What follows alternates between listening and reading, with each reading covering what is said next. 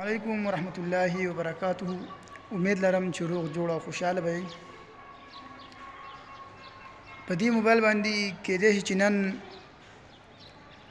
د اخیری ویډیوګانې د نن ورځې ځکه چې یو کس په ما باندې ډېر غټ احسان کړی و، زما څخه ډېر زیات ښه کړي و. د ویډیو تر اخره پورې وګورئ او انتظار وکړئ چې څه راته کومه که نه چې د موبایل د اخري ورځې ولېږي. قرض ورکول، قرض اخیسته. زما یو ملګری و، زما پیسو ضرورت شو، ملګری مې و، هغې ما روپۍ راکړې، خپل موبایل یې خرڅ کړو. هغې غریب یو نیم کال د روپو وینا نه وکړ، ځکه چې هغې ما ته زما ضرورت راکړه، زه به درته وینا وکړم یا بیا راکړي. نو هغې غریب سختې څو تېرې کړې، خو زه یې نه خبرولم. هغې زما دپاره خپل موبایل خرڅ کړی او ساده موبایل ته ناست و. نو اوس چې کومه دی، اوس د هغې ضرورت دی، ایمرجنسي ده او پیسې پکار دي. نو د دې موبایل روپۍ تقریبا ما ته یو هفته مخکې میلاو شوي دي او پیسې ما هغه کس ته حواله کړم دي او هغې اخیستې هم دي. هغې ما احسان کړی و، د هغې بدله کې د هغې سره ما قرض حسنه کې چې کوم زما څخه کړې وه، نو چې څنګه کار هغې کړی و نو هغه شان کار ما هم وکړو.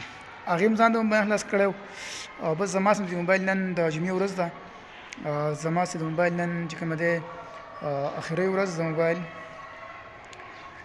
ځکه چې بیا د موبایل چې په کوم چا ما خرڅ کړی نو نن د جمعې د ورځې ما له ټایم راکړی و.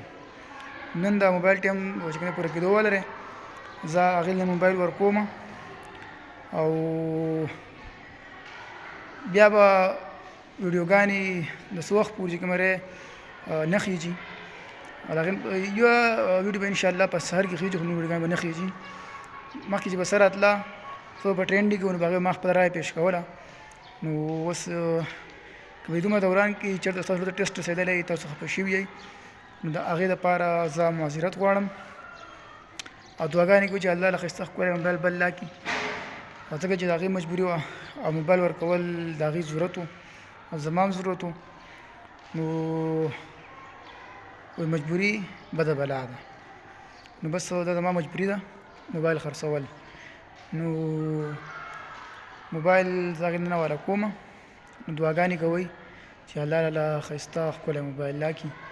که زه تاسو پیر بیا هم وینا کوم، که زما د اوسه پورې ستاسو د چا اړونه ازارې شوي، خفه شوي، نو د هغوی نه زه معذرت غواړم، بخښنه غواړم، ځکه چې د موبایل ورکول د وخت ضرورت دی.